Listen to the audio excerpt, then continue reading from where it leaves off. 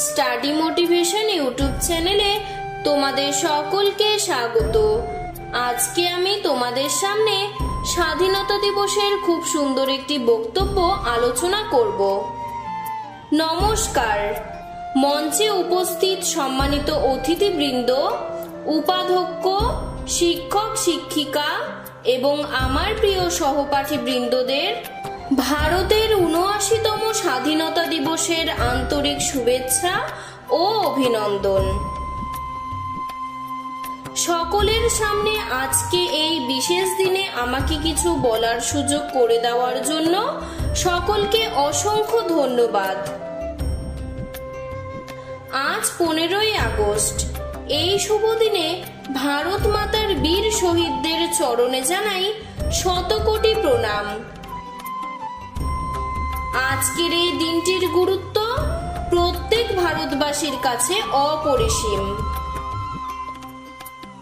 British শাসিত পরাধীনতার শৃঙ্খল থেকে প্রায় ২০০ বছর পর ১৯৪৭ সালের ১৫ই আগস্ট আমাদের দেশ স্বাধীনতা অর্জন করে।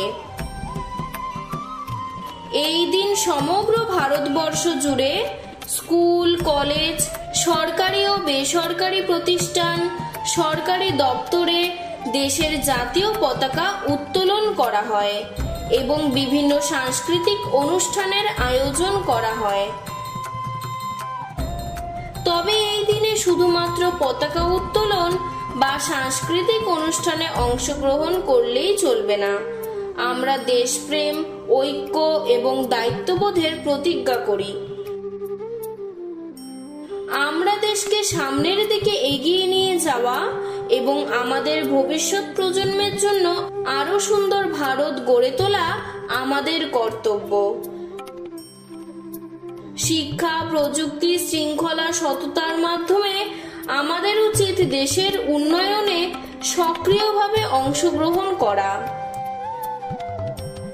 সবশেষে আজকের এই শুভ দিনে চলুন আমরা সকলে মিলে বলি, এ দেশ আমার মুক্ত এখন, মুক্তির স্বাদ পাই, সব মিলে গড়ব এ দেশ, চলুন হাত মেলাই।